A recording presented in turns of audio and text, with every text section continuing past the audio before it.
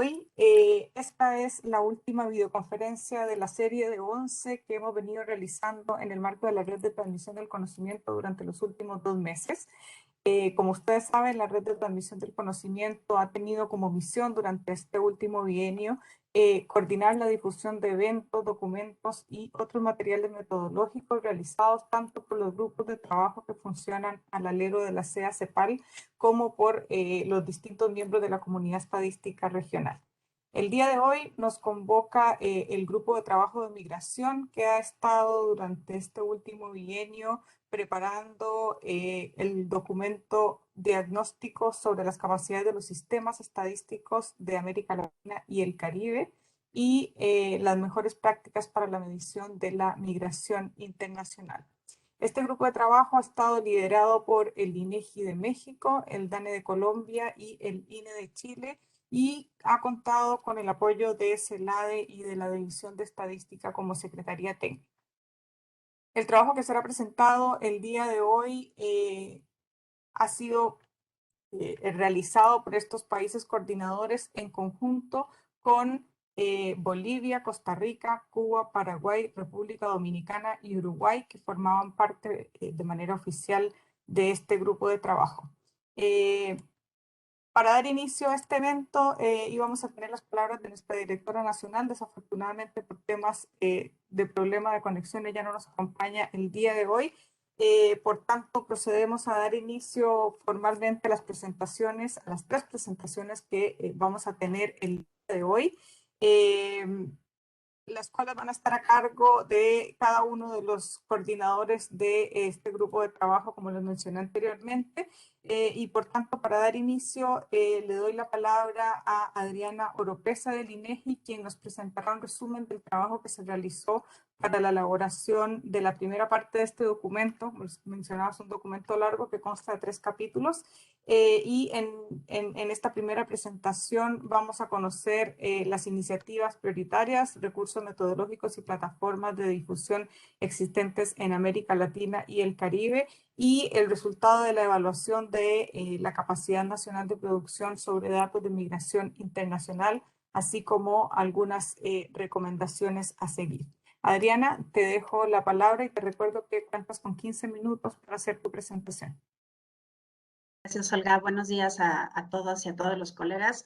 Nos da muchísimo gusto estar hoy aquí. Mi nombre es Adriana Oropesa, trabajo en el Instituto Nacional de Estadística y Geografía en la Ciudad de México como asesora en la Junta de Gobierno, y me designaron para coordinar esta actividad de la caracterización de los sistemas estadísticos nacionales.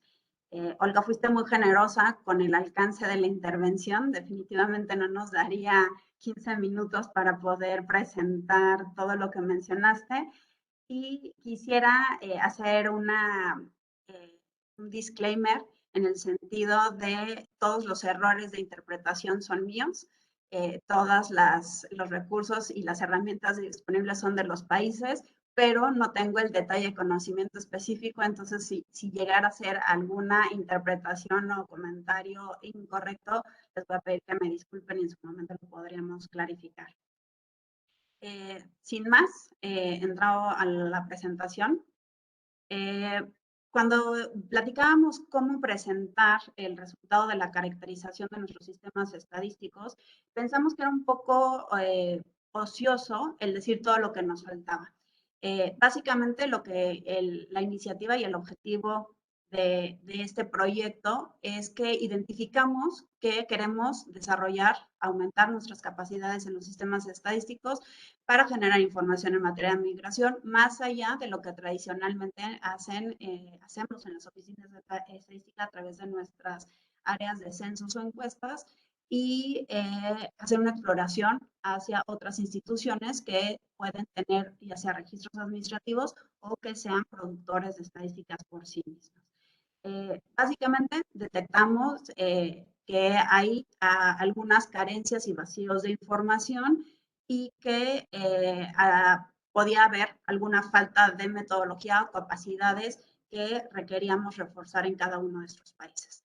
Y con este antecedente logramos hacer varias sinergias, y básicamente este proyecto de caracterización tiene como objetivo la recopilación de qué estamos haciendo, qué tenemos cada uno de nuestros países y mejorar lo que nosotros entendemos sobre las estadísticas que están disponibles, cuáles pueden ser sus usos, cuáles pueden ser sus limitaciones. Decidimos también ser un poco arriesgados y no solamente quedarnos en la caracterización de las estadísticas, sino aprovechar, ver cómo estaban nuestros países aprovechando las herramientas geoespaciales para analizar y o visualizar las estadísticas de migración. Y finalmente, la idea principal era identificar qué tenemos y qué podemos hacer mejor. En este sentido, participamos 10 países. Me gustaría resaltar, digo, Olga ya mencionó rápidamente algunos de ellos, pero me gustaría resaltar un par de sinergias que logramos hacer con diferentes iniciativas.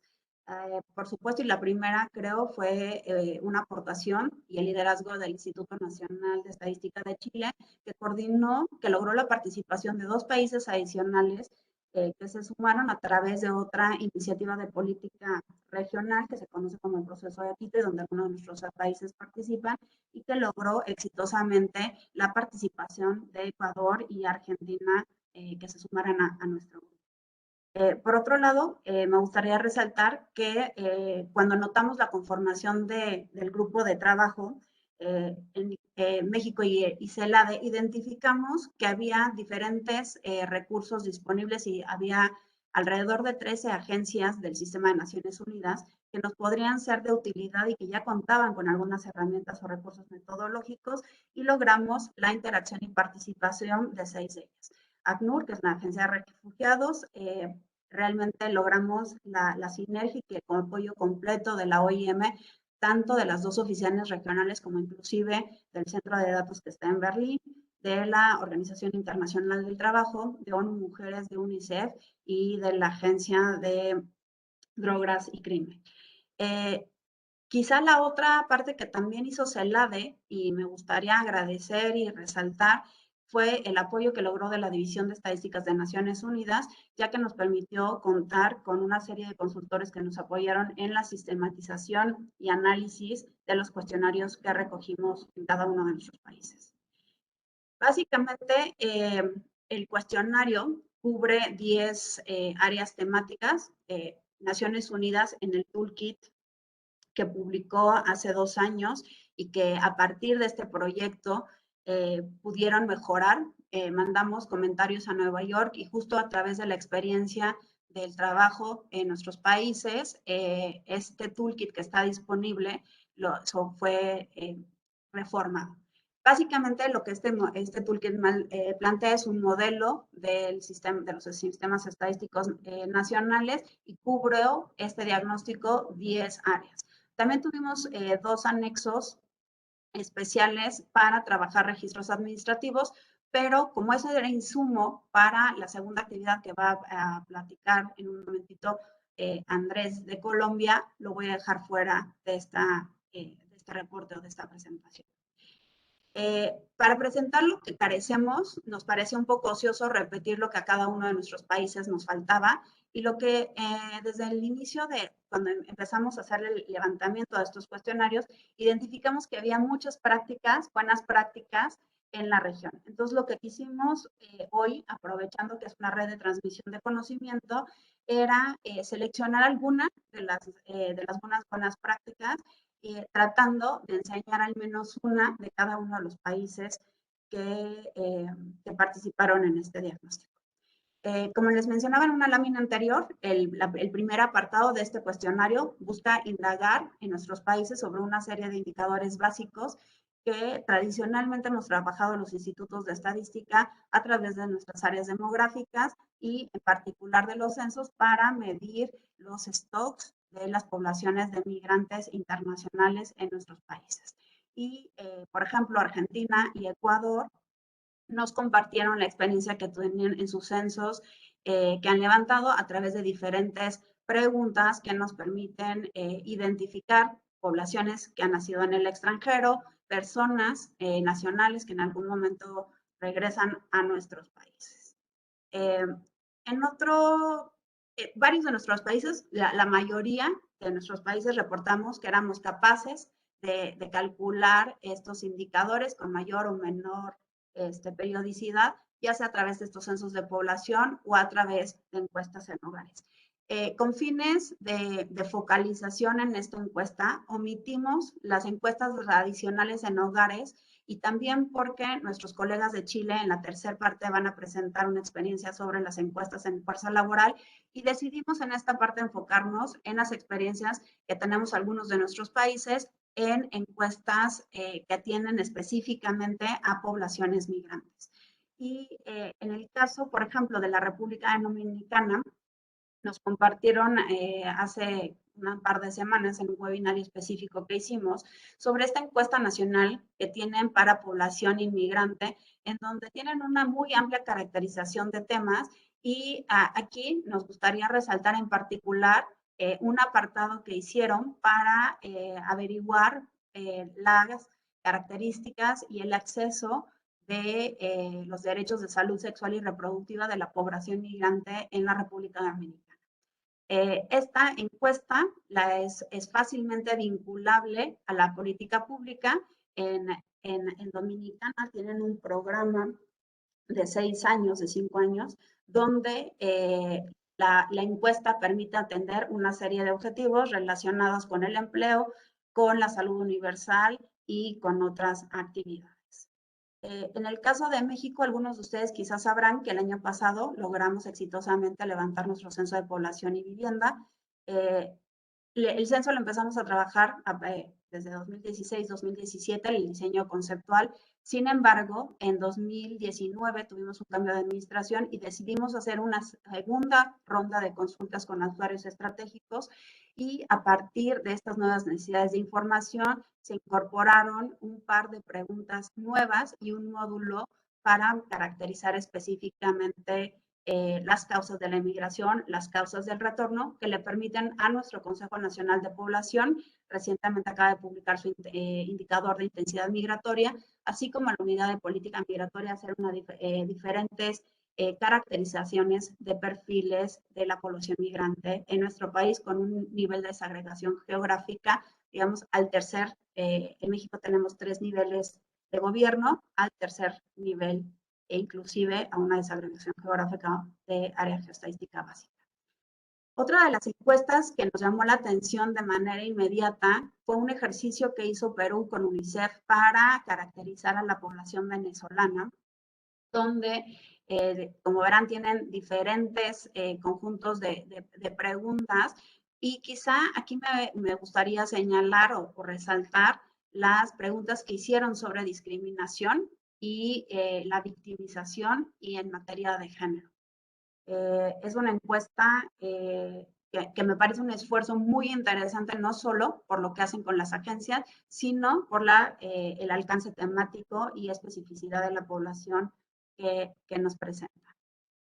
Otros países, encontramos varios países que nos reportaron aprovechamientos de registros administrativos, ya sea directamente aprovechados por las oficinas de estadística o las oficinas de control fronterizo que permiten identificar diferentes movimientos migratorios con una diferencia, digamos, con posibles desagregaciones, tanto geográficas como de poblaciones. Este es el caso de Cuba, que también nos lo compartieron en el segundo webinario que hicimos en octubre y que también es una fuente es un insumo para lo que Andrés de Colombia nos va a presentar en un momento. Pensamos que íbamos a encontrar pocas experiencias en registros administrativos, pero Costa Rica también nos compartió su experiencia en la disponibilidad de los registros administrativos para estas poblaciones y la conexión que existen entre estos registros administrativos.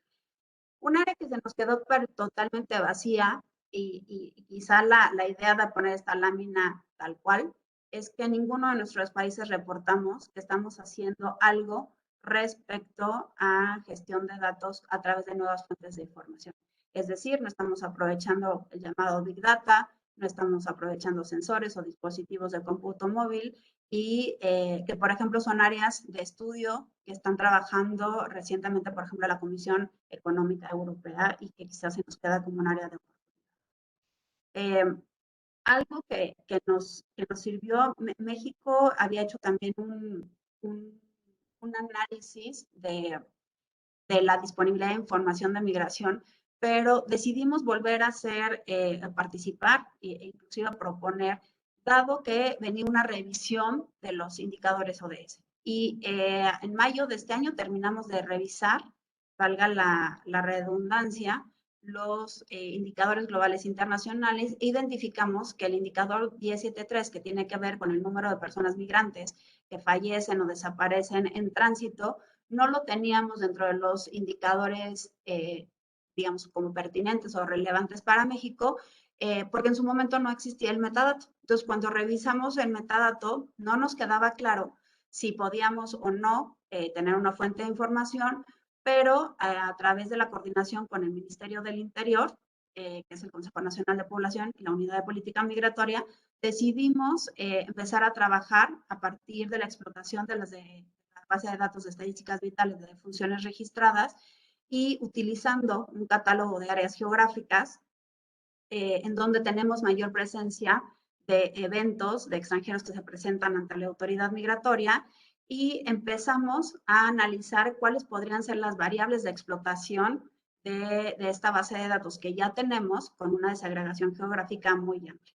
Y empezamos, tuvimos muchas dudas sobre el alcance de la metodología y aprovechando la sinergia que teníamos en este grupo con la Organización Internacional de Migración, le pedimos apoyo a Berlín y hemos tenido una serie de reuniones de trabajo para clarificar la metodología, donde nos ha permitido, además, no solo clarificarnos a nosotros como país qué estamos haciendo, qué podríamos hacer, pero también darle feedback a la OIM, por ejemplo, en las causas de muerte que podríamos estar usando a partir de la clasificación internacional. Y aquí encontramos que las variables de interés que teníamos en nuestra base de funciones empezaría por la nacionalidad, hicimos una selección de causas de muerte de donde podíamos identificar que fallecen las personas que están en tránsito y esta caracterización del lugar donde ocurren las defunciones.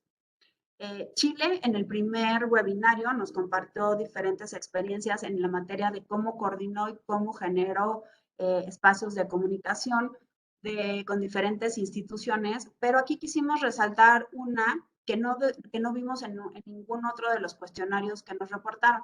Quiero mencionarles que alrededor de 46 instituciones de nuestros 10 países fueron quienes nos contestaron el cuestionario. Entonces tenemos la participación de diferentes ministerios. En algunos países fueron de educación, de desarrollo social, de vivienda. Chile lo que hizo aquí en algún momento fue ponerse en contacto con otras oficinas de estadística para identificar la caracterización de chilenos viviendo en otros países. Y nos pareció digamos, una práctica que no encontramos, como les decía hace un momento, en ningún otro país de la región. En la parte de, en el toolkit que originalmente, o el cuestionario que planteaba la División de Estadísticas de Naciones Unidas originalmente, no fue previo a la pandemia y dado que nuestro proyecto se atravesó la pandemia, decidimos meter una serie de preguntas que nos podían caracterizar diferentes cosas y aspectos relacionados al COVID. En algunos países no fuimos muy exitosos, por ejemplo, en el caso de México no logramos que nos contestara la Secretaría de Salud, obviamente estaba la pandemia y digamos, otras actividades estadísticas prioritarias, pero Costa Rica, por ejemplo, nos compartió que había registros disponibles sobre los contagios y fallecimientos relacionados al COVID durante la pandemia. También nos comentó que nos reportaron, por ejemplo, la variación de las remesas y así como otras cosas. Chile también nos compartió la existencia de registros y sobre todo la obligatoriedad de notificar a la autoridad epidemiológica correspondiente. Como les decía, en algún momento cuando empezamos a platicar Chile, Colombia y México, decíamos que nos podía interesar identificar las rutas migratorias. Y para hacer eso, se nos ocurría como de manera natural y como algunos de ustedes quizá saben, en el caso de México, somos de las oficinas de estadística que también tenemos la responsabilidad en materia de información geográfica y trabajamos sobre 3 preguntas muy básicas sobre el uso de estas herramientas geoespaciales, ya sea para georreferenciar alguna información como para visualizarla. Y, por ejemplo, Colombia nos comentó que Migración Colombia contaba con una serie de instrumentos que permiten visualizar algunas de las estadísticas que producen. Déjenme contarles aquí que yo tenía muchas expectativas de que nos contaran, que nos contestaran algunos países de la región que ya estaban utilizando el marco geostadístico de las Américas. Y resultó que, salvo México, nadie más nos contestó. Entonces, nos llamó mucho la atención porque es un proyecto que también se ha trabajado en el contexto de la Comisión Estadística de las Américas y en colaboración con el GEJIM, que es la otra entidad de Naciones Unidas responsable.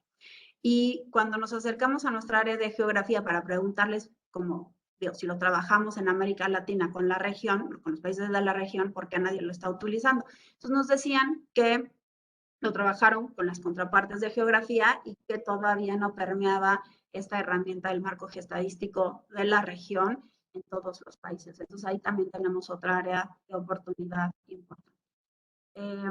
Para terminar, de manera del documento, y quiero agradecer en particular a todas las instituciones que nos contestaron el cuestionario en nuestros diferentes 10 países. La verdad creo que vale la pena leer la sistematización que hizo Celada y apoyado por Alejandro Ayusti, que por ahí vi a Alejandro, pero quisimos plantearles 10 áreas de oportunidad que son relativamente genéricas para la región. Básicamente, en algunos de nuestros países tenemos mecanismos interinstitucionales de coordinación, algunos reportamos que funcionan mejor, otros reportamos que tenemos áreas de oportunidad, pero lo que sí quizá el mensaje claro es el tema de migración internacional rebasa las oficinas de estadística, rebasa a las áreas tradicionales demográficas, porque tenemos temas como remesas, como mercado laboral, movilidad laboral, como discriminación, como derechos humanos, como victimización, pero por supuesto que nos rebasa las oficinas de estadística en el sentido que requerimos de la caracterización y medición en muchas otras instituciones. Otra cosa que varios de nuestros países reportamos, pero de manera muy incipiente, son acuerdos de intercambio de información de los registros administrativos y encontramos algunas diferencias. Hay quienes lo logran hacer a nivel de microdato, otros a datos anonimizados, pero finalmente para lograr una mayor caracterización y explotación de ellos, necesitamos trabajar en acuerdos de intercambio y quizás acercarnos a estos países que ya lograron lograr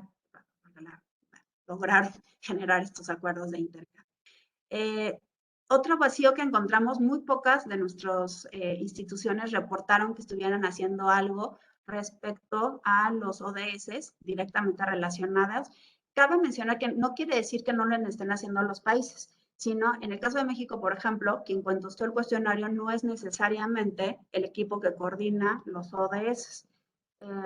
Entonces, no necesariamente quien nos contesta tienen todas las películas completas. Pero lo que identificamos en estos acercamientos con las agencias de Naciones Unidas, pues obviamente es que hay conjuntos de indicadores. Por ejemplo, nadie nos reportó tampoco indicadores de gobernanza migratoria que plantea la OIM, porque tradicionalmente se trabajan con estas autoridades de control fronterizo.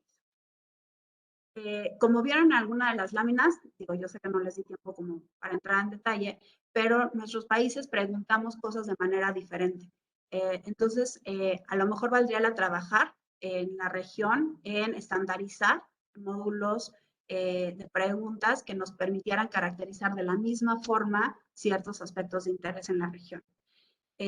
Como les comenté también, este diagnóstico se queda corto temáticamente. en el sentido de no cubrimos todos los temas relacionados con migración internacional, y ahí está una lista de potenciales áreas de caracterizar posteriormente. Como mencionamos en la lámina, nadie reportamos fuentes no tradicionales de datos. Hay una desconexión. Muchas de de las personas que nos contestaron el cuestionario nos decían que alguien más decide la política, ¿no? Pero parece que a veces nuestras áreas de generación de estadística no tenemos el contacto directo con quien hace política migratoria. En algunos países no tenemos políticas migratorias explícitas, y también eso dificulta a veces tener claramente identificadas las necesidades de información. Encontramos que varios de nuestros países generamos indicadores, pero a la hora que reportamos y que tenemos a veces diferentes fuentes, parecería que el indicador es el mismo, aunque en realidad estamos midiendo, caracterizando cosas distintas, y habría un ejercicio por hacer en materia de elaboración y publicación de metadatos, de manera que a quienes usan y analizan nuestra información pues pudieran hacer análisis más precisos.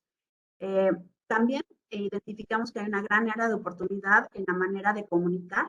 Tenemos muchos datos y pensamos que iba a haber mucha menos información, muchas menos herramientas, pero parece que nos faltaría hacer trabajos para vincular lo que hacen nuestras áreas productoras de estadística con lo que publicamos, cómo lo comunicamos, cómo lo visualizamos y cómo lo hacemos más fácil a nuestros usuarios.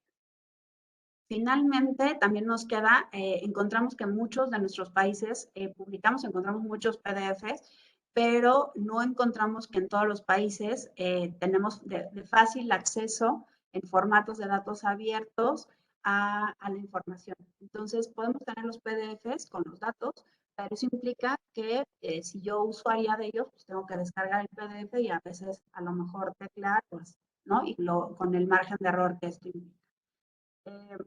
No no quisiera decir el nombre de todas las personas que participaron, pero sí me gustaría agradecer en particular al equipo del CELADE, a Zulma Sosa, a Pam Villalobos y a Jorge Martínez, y como les mencioné, a nuestro consultor Alejandro Yusti, que definitivamente sin el apoyo técnico de coordinación y de gestión de recursos no hubiera sido posible, así como al equipo de coordinación de la CEA, tanto a Javier como a Andrea Murden, que nos mantuvieron teniendo que hacer informes y que nos marcaban el paso para reportar. Muchísimas gracias. Muchas gracias, Adriana, por tu presentación. Realmente lograste hacerlo en tiempo récord, así que los dejamos a todos invitados a leer posteriormente el documento. Para continuar, daremos la palabra a Andrés Felipe Copete del DANE, quien nos presentará las recomendaciones para el aprovechamiento estadístico de registros administrativos para la estimación y caracterización de los movimientos migratorios internacionales. Este es lo que sería el tercer capítulo del documento que estamos presentando hoy día. Así que, Felipe, te recuerdo que tienes 15 minutos para hacer tu presentación y el micrófono es tuyo.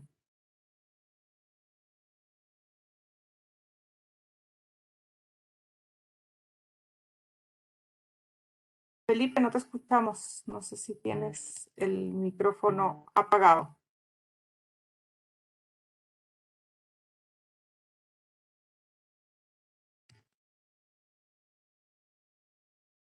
Estás con el micrófono apagado, Felipe. Vemos tu presentación, pero está silenciado.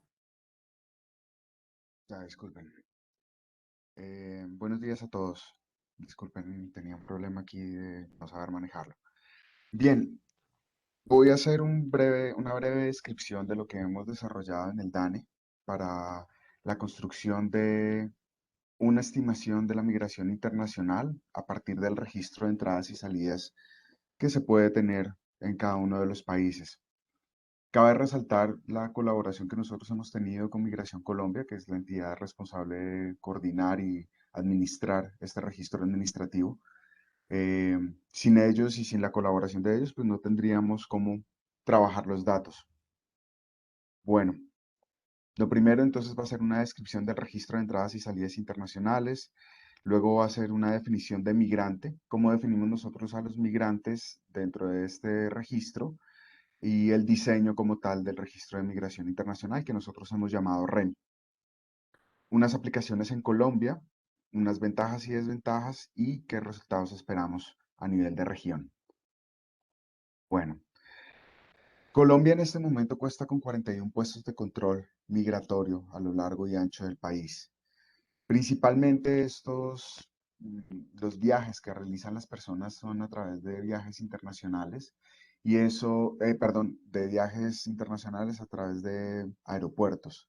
Y esto nos permite tener cierto control sobre el territorio y sobre los registros que estamos teniendo. Si bien hay dos fronteras grandes que son con Ecuador y con Venezuela, hablaré ahora un poco sobre la situación de Venezuela, pero digamos que por estrategia y por la ubicación geográfica de Colombia, la mayoría de los viajes internacionales son a través de puentes aéreos y esto permite tener un control mucho más fuerte de los viajes que se realizan. Muestro también aquí cómo ha sido el crecimiento de los viajes internacionales. En el 2019, como pueden ver, hay un decrecimiento leve, pero en el 2020, gracias a la pandemia, pues las cosas están, como se ve, en niveles parecidos a los que se tenían en 2004. Migración Colombia entra a hacer control sobre el registro y sobre el control de fronteras en el 2012 y precisamente es en este punto donde se ve un crecimiento mayor del número de flujos. Esto gracias a esfuerzos que han hecho ellos en poner más puestos de control y también ser un poco más estrictos en el control de las fronteras. Antes este control era más judicial y estaba a cargo de migración, perdón, del Departamento Administrativo de Seguridad, y ellos, como su nombre lo indica, pues estaban más enfocados a la seguridad nacional que precisamente este control de fronteras. Entonces, Migración Colombia ha hecho un gran esfuerzo y un gran avance para tener mejores estadísticas, un mejor conteo y a medida que va pasando el tiempo, pues con avances tecnológicos, la reducción de tiempo en ese tránsito en las fronteras. Bueno, Andrés, perdona sí, que te señora. moleste, pero no sé si estás pasando la presentación porque seguimos en la portada. No está en modo presentación, así que no sé si habías avanzado. Ahí sí se ve. Perfecto. Gracias. Bien. Este era el gráfico que les mostraba antes, cómo había crecido el número de viajes y qué era lo que había pasado a partir de la pandemia, y el mapa de Colombia con algunos de los puestos de control que se tienen en este momento. Bueno, hay una base en el registro administrativo con el que uno puede empezar a hacer las estadísticas de migración internacional. El resto de variables que presentaré más adelante son simplemente añadiduras que van a ayudar a caracterizar a los migrantes, pero estas variables que estoy presentando aquí, que son una identificación de la persona, que sea ya sea a través de un código de anonimización o porque tenemos el número de documento de identidad, el tipo de documento de identidad y los nombres y los apellidos de las personas, pues vamos a tener una individualización, ¿sí? Entonces podemos tener un registro de la persona y está asociado a varios viajes que ha tenido esa persona de entrada y de salida. Eh, Algo temporal que sería una fecha de viaje. Y esta fecha de viaje, más adelante lo vamos a ver, nos va a dictar cuándo la persona va a hacer una migración o no, y simplemente va a ser un tránsito o va a ser algo momentáneo. Y el tipo de viaje, el tipo de flujo, si es un flujo de entrada o de salida al país. Otras variables, como lo comentaba, ya van a ser de otra manera, van a ayudar a caracterizar a los migrantes. Entonces en Colombia tenemos el tipo de documento, el número del documento, que nos va a servir también como variables de enlace con otros registros administrativos, que va a ser un aprovechamiento de esta información. El país que expide el pasaporte, el punto de control, el medio de transporte. Estos dos nos van a permitir caracterizar por dónde salen las personas y por medio de qué tipo de transporte están utilizando, ya sea marítimo, fluvial, aéreo o terrestre. Hay otras variables que son de tipo administrativo, que son la visa, el tipo de visa que se expide para la entrada al país, el país de expedición de la visa y la fecha de expedición de la visa, y variables demográficas que son importantísimas para la caracterización serían el sexo, la fecha de nacimiento. Estas dos nos sirven también como enlace con otros registros administrativos y registros estadísticos. El país de nacimiento y la nacionalidad del viajero son dos variables que frecuentemente no van de la mano. Generalmente se pregunta por el país de nacimiento en los censos y en las encuestas. Pero entonces en este registro tenemos el país de nacimiento y la nacionalidad del viajero. Variables geográficas, que son el país de residencia de la persona y un país de origen o destino. Y esta variable también nos va a permitir comparar con otras estadísticas que nosotros llamamos espejo, para poder determinar si los flujos de migración que nosotros estamos calculando se parecen al lugar de destino de estas personas. Entonces, tenemos una comparación muy buena con España, por ejemplo, en donde casi que hay un calco de lo que está pasando en materia de inmigración hacia España. Y variables sociodemográficas que son una ocupación que es autorreportada y el motivo del viaje también de la misma manera son autorreportadas en el momento de la entrevista con el oficial de migración. Bueno, como resultado del proceso, nosotros vamos a poder tener variables indicadoras de migración, ya sea inmigración o emigración, el año en el que se produce la migración, la edad de la persona, el sexo y el origen o el destino de la migración. Esos son como resultantes de todo este proceso que vamos a explicar en un momento. El DANE y Migración Colombia han concertado un código de anonimización para poder tener. Migración Colombia en este momento no nos está brindando la información de manera anonimizada, entonces entre los dos construimos un código de anonimización que es el que se presenta aquí. Entonces básicamente lo que va a tener es el país de nacimiento, el sexo, la fecha de nacimiento y apellidos y nombres de las personas en una combinación de las letras de estos. Entonces, para el país de nacimiento estamos teniendo el código ISO alfa 3 del país de nacimiento, que aparentemente es invariable, o sea, una persona solamente habrá podido nacer en un país. El sexo de la persona, que también es invariable a lo largo del tiempo, excepto cuando se producen cambios de sexo, ya de manera legal en el documento de identidad aparecerá con otro sexo. La fecha de nacimiento, que va a tener el año, el mes y el día. Y de los apellidos vamos a tomar la tercera, la segunda y la séptima letra de los apellidos. En el caso de que haya un espacio vacío, por ejemplo, si cayera en este punto, después de la U y antes de la E, tendríamos un espacio vacío, entonces vamos a poner la letra B minúscula.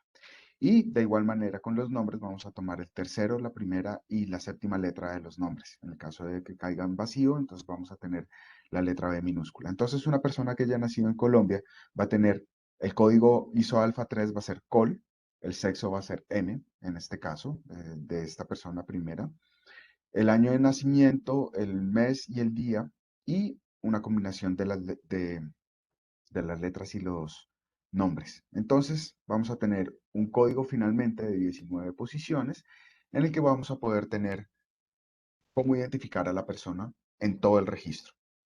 Lo primero entonces bueno, hay dos definiciones bien importantes que tenemos. El país de residencia habitual y migrante de largo plazo. Son definiciones de Naciones Unidas. El país de residencia habitual es donde la persona hace la mayor parte de sus actividades. Donde pasa la noche, donde su familia está, ¿sí? Ese sería el país de residencia habitual de la persona y no el de los viajes que se hacen temporalmente al exterior para visitar amigos o por negocios o por ocio, peregrinaciones religiosas. Estos no van a ser países de residencia habitual. Y el migrante de largo plazo es una persona que se traslada temporalmente y permanentemente por un periodo de por lo menos 12 meses y cambia su país de residencia habitual. Entonces, a partir de esta definición, nosotros la transformamos esos 12 meses en 365 días y vamos a contar el tiempo que esa persona permanece dentro del país en el caso de que haya vivido y su residencia habitual sea en el exterior y la persona haya ingresado al país por un periodo de 365 días, entonces lo vamos a catalogar como un inmigrante de largo plazo. En primer lugar, entonces nosotros lo que vamos a hacer es organizar la información por identificador anonimizado y la fecha de viaje. Hay que tener un especial cuidado en esta organización. Hay personas que, aunque no se crea, viajan en el mismo día. Es el caso, el primer caso, lo tenemos allí. Entonces, una persona que entró y salió del país eh, el mismo día. Entonces, es necesario tener en cuenta este tipo de orden en los viajes. Primero tiene que haber una entrada, luego una salida y después de una salida tiene que haber una entrada. En este caso, entonces, tenemos un ingreso al país, luego un egreso y posteriormente otro egreso del país. Hay una secuencia ilógica y hay que organizarla. En este caso va a ser fácil porque simplemente vamos a cambiar el orden del viaje que se hizo en el mismo día. En este caso se hizo el 20 de julio de 2007. Entonces simplemente vamos a cambiar el orden. Y una vez cambiado el orden, tenemos una secuencia lógica. Entonces así ya tenemos bloques de personas, bloques de la misma persona con diferentes viajes que están de entrada y de salida. El paso 2 va a ser precisamente identificar las secuencias coherentes y las secuencias incoherentes. En este caso, este ejemplo de esta persona, perdón, no la podemos tener en cuenta porque no tenemos cuándo hizo un ingreso al país entre estas dos fechas. Es muy común en el registro administrativo tener este tipo de errores, digamos que son errores no por el registro mismo de las personas, sino porque las personas pueden entrar o salir del país sin tener que registrarse. Y básicamente puede pasar en el sur del país, con Ecuador. El acuerdo que existe entre la CAN, de la Comunidad Andina de Naciones, permite viajar a través de los países con simplemente la cédula de ciudadanía y particularmente con Ecuador, si uno no va a permanecer durante más de 3 días y no va a superar un límite geográfico en Ecuador, pues no es necesario hacer el tránsito en la frontera. De esta manera puede que esta persona salga del país sin hacer el tránsito y no quede registrada, pero posteriormente hay, por cualquier razón, esta persona hace el proceso migratorio y queda registrada. Entonces es posible encontrar secuencias incoherentes. En este momento en el DAN estamos trabajando en una idea de poder superar este obstáculo y que la mayor cantidad de personas entren en el algoritmo. Entonces estamos pensando hacer imputación de datos, precisamente que no alteren que no agreguen migraciones cuando no las hay, por ejemplo, en un espacio mucho más amplio, donde hayan pasado 3 años, entonces es posible que esta persona haya hecho una migración. Entonces la idea es no alterar las estadísticas, pero este tipo de errores incluir una fecha ficticia en la mitad para poder determinar que la persona salió del país, ingresó al país en este caso, y poder utilizar la información de esta persona. Bueno, a partir de lo que nosotros trabajamos, tenemos registros desde 2004 hasta 2020 en este momento. Se está construyendo en este momento la base de 2021 que será agregada posteriormente. Pero principalmente nosotros tenemos información desde el 1 de enero de 2004. Con esta información, nosotros vamos a calcular la residencia inicial de la persona. Y entonces lo que vamos a hacer es inventarnos la fecha ficticia del primer viaje, que va a ser el 1 de enero de 2004, y vamos a contar el tiempo que ha pasado desde ese momento hasta que realiza el primer viaje real de esta persona. Y a partir de esta información vamos a poder determinar si la persona está residiendo dentro del país o fuera del país. En este caso, el primer ejemplo que nosotros estamos teniendo, una vez arreglado la diferencia que hay del primer viaje, que fue un viaje en el mismo día, entonces a partir del 1 de enero de 2004 hasta el 20 de julio de 2007 han pasado 1.296 días. Entonces es claro que esta persona ya cumplió un año estando dentro del país y por lo tanto su residencia inicial antes de realizar su primer viaje es una residencia en Colombia. En el segundo ejemplo vamos a tener que la persona hizo un viaje el 11 de abril de 2005, han pasado 466 días, pero relacionándolo con este indicador de si la persona hizo un viaje de entrada o de salida, en este caso fue un viaje de entrada, un ingreso, la I significa ingreso, entonces la persona estaba viviendo fuera de Colombia, es un residente en el extranjero, y por lo tanto su estatus de residencia inicial va a ser residente en el extranjero. En el tercer caso, entonces tenemos 566 días viviendo en Colombia, por lo tanto va a ser un residente en Colombia. Posteriormente, lo que vamos a hacer es inventarnos un registro último que va a ser la fecha final, que va a ser hasta el momento en el que tenemos información, que en este caso va a ser el 31 de diciembre de 2020.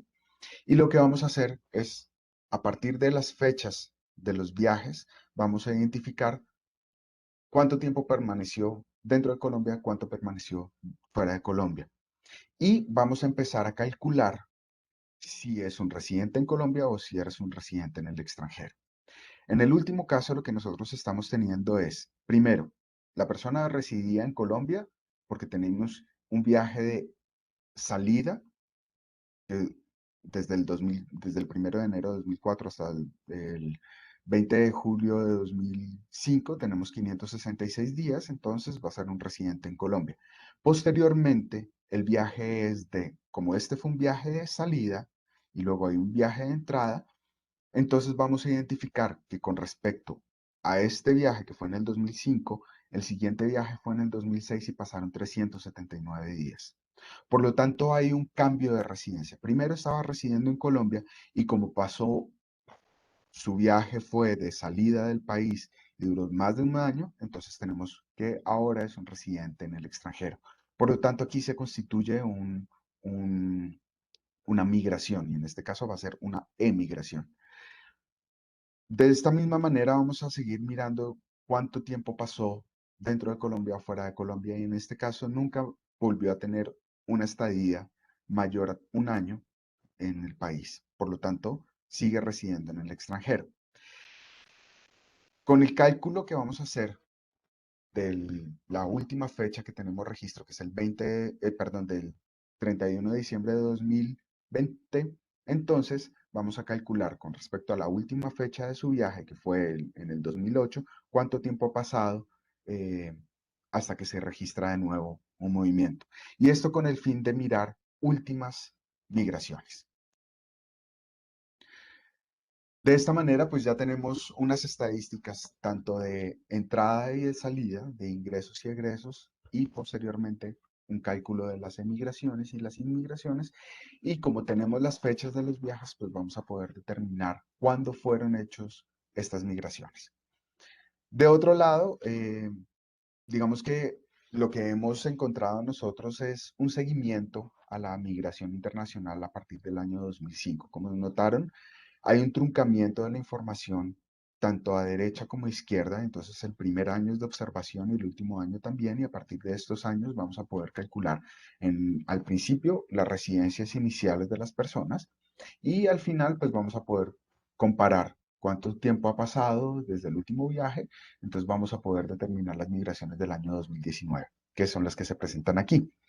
Entonces, hacia el año 2015 nosotros empezamos a detectar que el número de inmigrantes estaba creciendo. Las emigraciones también crecían, pero las inmigraciones estaban creciendo. Y nos pudimos dar cuenta que en ese año, en el año 2017, se puede ver que hay un cambio en el saldo neto migratorio. Hay ahora un saldo positivo. Colombia siempre ha sido y se ha caracterizado por expulsar población. Y a partir de la inmigración, particularmente desde Venezuela, se ha podido identificar que en el año 2017, con este registro, hay un cambio en la tendencia. Posteriormente, Migración Colombia no ha tenido la capacidad operacional para poder controlar y registrar en el registro administrativo todas las entradas y salidas que se producen desde Venezuela. Entonces, no es posible tener toda esa inmigración. y nos hemos apoyado entonces en otro tipo de estudios y en otro tipo de encuestas particularmente para poder determinar qué es lo que está pasando con la migración irregular desde Venezuela. Y es importante la palabra irregular, porque como lo pueden ver, este registro solamente capta la migración que se produce en los puestos de control migratorio. Lo que está por fuera, pues no es captado y por lo tanto tenemos que recurrir a otras fuentes de información para poder determinar el comportamiento de las estadísticas de migración. Entonces, de nuevo mostramos cómo ha sido el saldo neto migratorio y la inmigración desde Venezuela eh, con el registro administrativo, que sería esta línea roja que se va aquí abajo.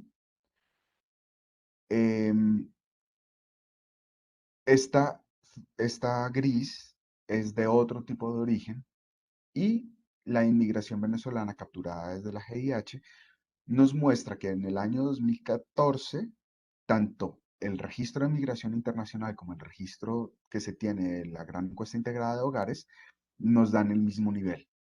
Y a partir de este momento, la gran encuesta integrada de hogares nos está mostrando muchas más entradas de lo que puede tener el registro de migración internacional.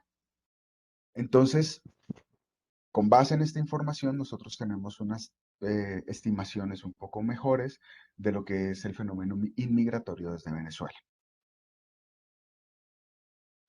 Como aplicación, entonces nosotros podemos tener para el año 2019 el número de inmigrantes y su composición eh, en rangos etarios y cómo sería la pirámide poblacional y tanto la inmigración como la emigración. Entonces podemos tener para todos los años, particularmente este es el año 2019, pero podríamos tener para todos los años desde 2005 hasta 2019, cómo es la composición que se tiene de la migración internacional. Mm, hay otro de los aprovechamientos que nosotros hemos hecho fuertemente que tiene que ver con las llaves de integración y es precisamente que nosotros este registro de migración internacional lo pudimos vincular con un registro estadístico base de población. A través de los tipos y los números de identificación pudimos establecer la conexión entre las dos fuentes. Mm, y particularmente lo que nos interesaba a nosotros para poder hacer estadísticas y poder nutrir mm,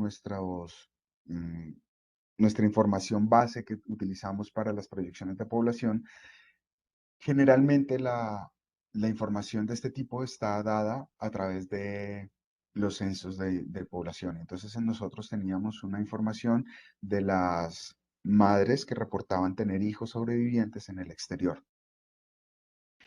Cuando hicimos la integración del registro de población con el registro de migración internacional, encontramos que estábamos enlazando el 60% de la información que teníamos del registro de migración internacional. Y en este caso, todos estos eran colombianos. Entonces teníamos una fuerte relación de lo que estaba pasando con la emigración internacional. Cuando enlazamos el registro, pudimos determinar el origen que tenían estas personas, dónde estaban viviendo habitualmente a nivel subnacional, en qué departamento estábamos teniendo estas personas.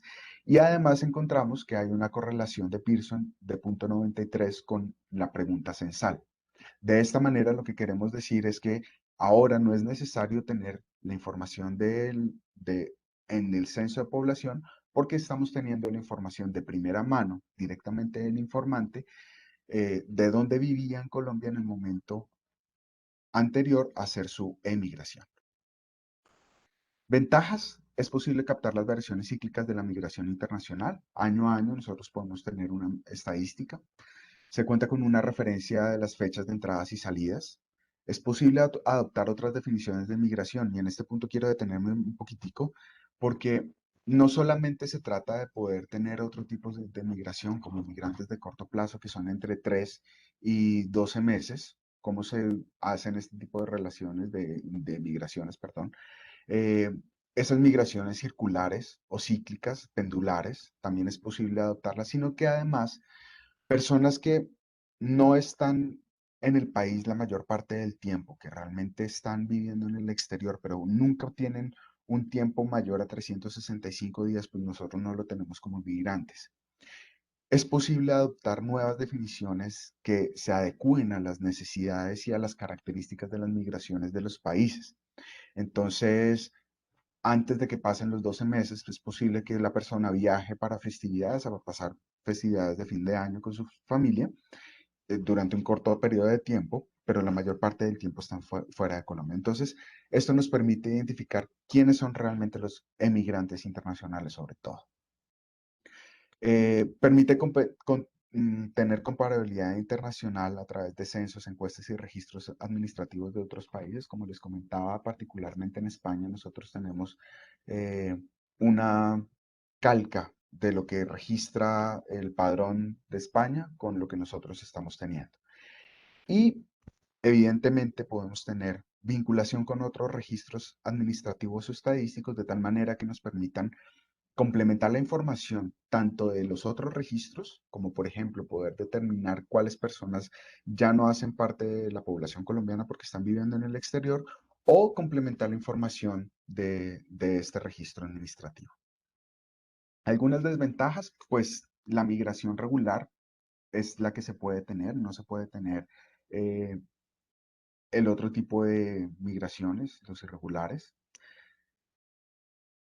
Esta definición que les estaba comentando también de menores tiempos a la definición que nosotros estamos teniendo de 365 días, pues van a escaparse del registro. El truncamiento a la derecha de la información no nos permite identificar cuál es el país de residencia inicial de las personas, por lo tanto, todas estas personas que viajaron en el 2004, pues no las tenemos posteriormente.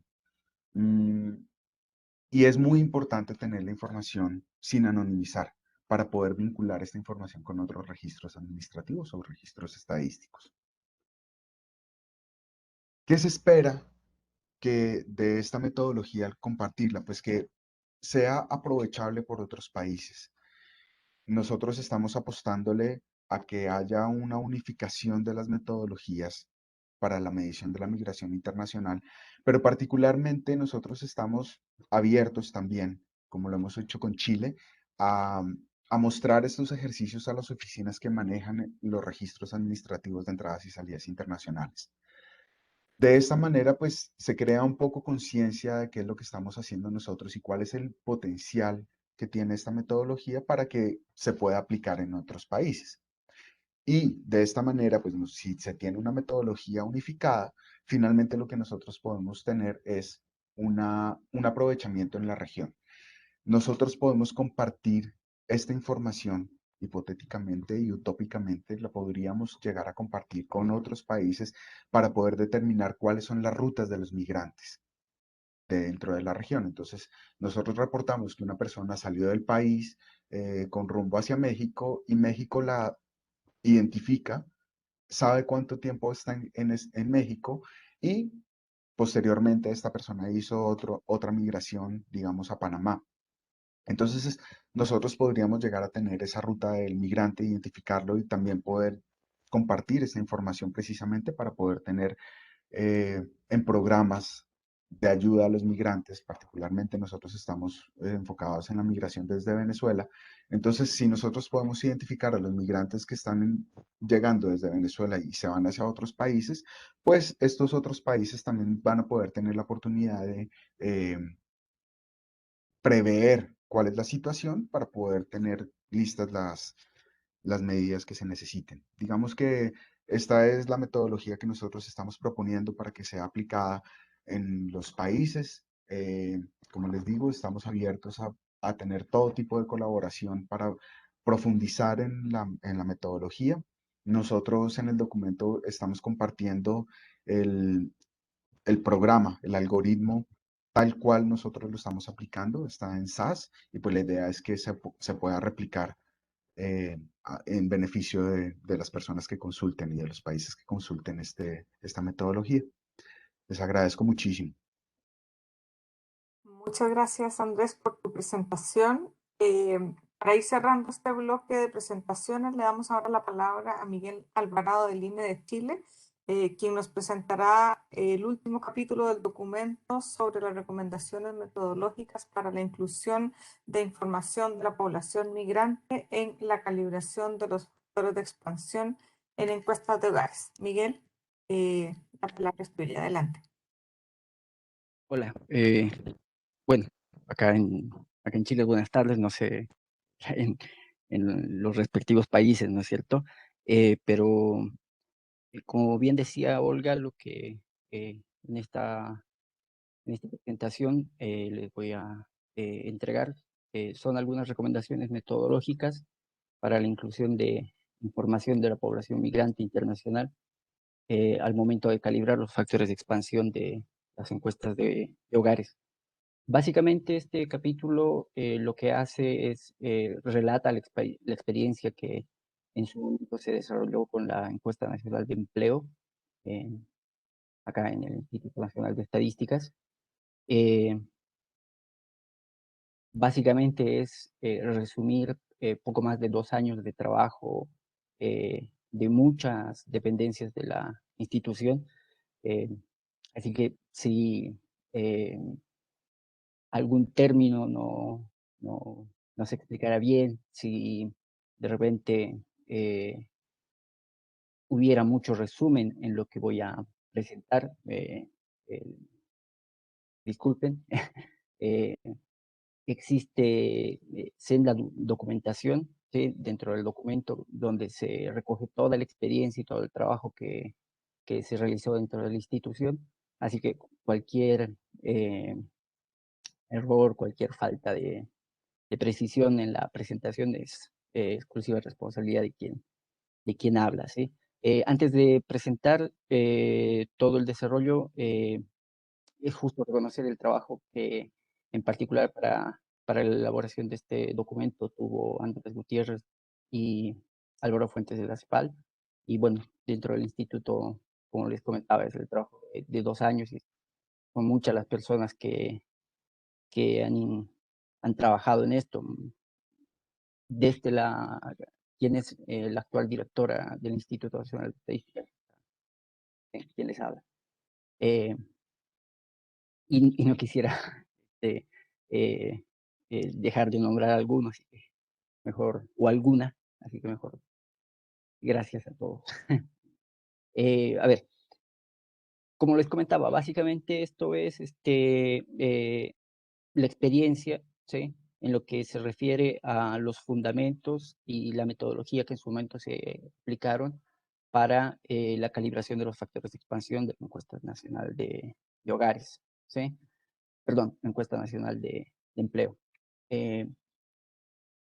Dentro de esta presentación, además de esta breve introducción, vamos a presentar un poco sobre el contexto migratorio dentro de la región, cómo se dio esto a nivel nacional, me refiero a Chile.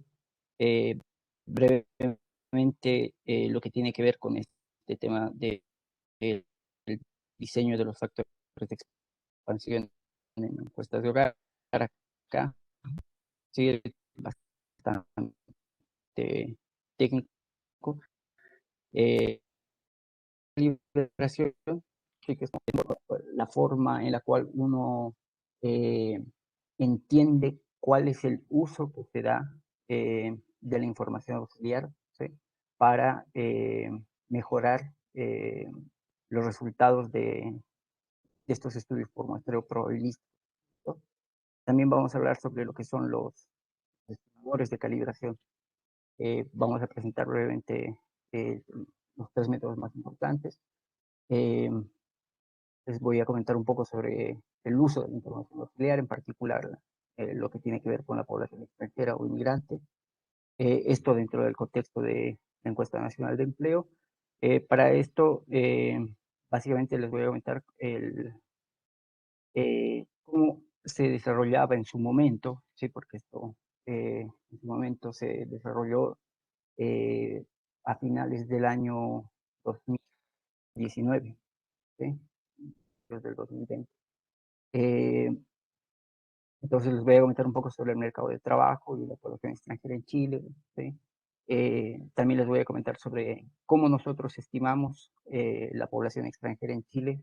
Sin duda ese fue probablemente uno de los eh, problemas a resolver en su momento, ¿sí? Y finalmente, la incorporación de la información sobre la población extranjera y recomendaciones finales. A ver, sobre el contexto regional. Miguel, perdona que te interrumpa, todavía no estás proyectando la presentación.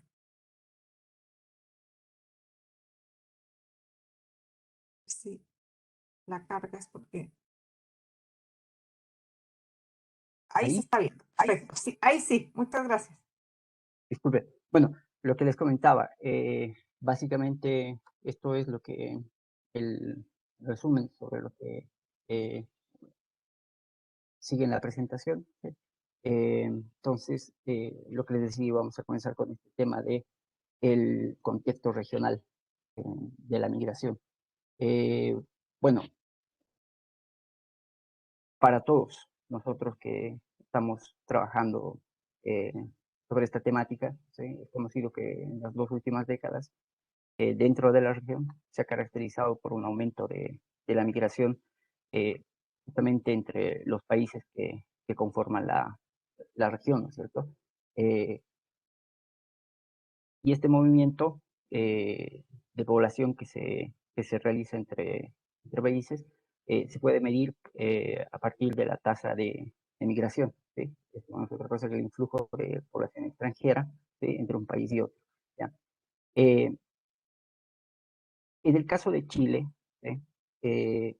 Uno puede notar que justamente este influjo de población se hace marcadamente importante en el último lustro, ¿no? Entre los años 2015 y 2020 existe un aumento marcado de la población, el ingreso de población extranjera al territorio chileno para formar parte de lo que se conoce como población residente habitual. ¿Sí? Ahora, esta no es, Chile no es un caso aislado, ¿sí? Y justamente hay que destacar eso, ¿sí? Porque posiblemente por los mismos problemas que en su momento atravesó, eh, o más que los problemas, los desafíos que en su momento tuvo que afrontar el Instituto Nacional de Estadísticas, ¿sí? Y que los afrontó bastante bien.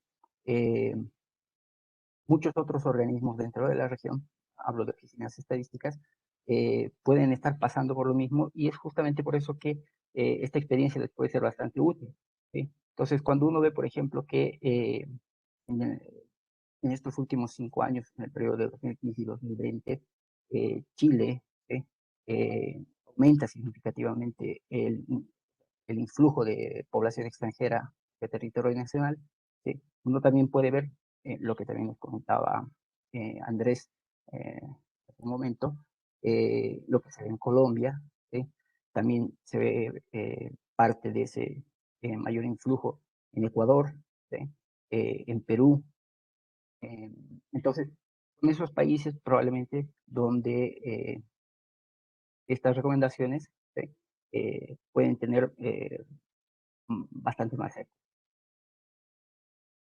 Bien, entonces, en lo que se refiere al contexto nacional, ¿sí? Esto tomando los resultados o los datos que se obtuvieron en el último censo de población vivienda, que fue en abril de 2017, eh, en este ejercicio censal, las personas nacidas en el extranjero y que se consideran como residentes habituales del territorio nacional de Chile, ¿sí? Uno estimaba que para 1992 ¿sí? Se tenía un registro de poco más de 100.000 personas, lo que representaba solamente el 0,8% de la población, ni siquiera alcanzaban el 1% de la población. Para 2002, ¿sí? Que es otro año en el cual también se realiza otro censo, estamos por debajo de las 200.000 personas extranjeras, alcanzando solamente el 1,3%. Para 2017, sin embargo, ¿sí? Se tiene casi 750.000 personas. ¿Sí? Entonces, la población extranjera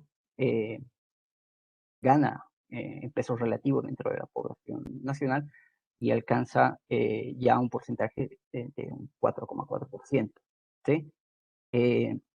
Esta población extranjera que llega a territorio nacional ¿sí?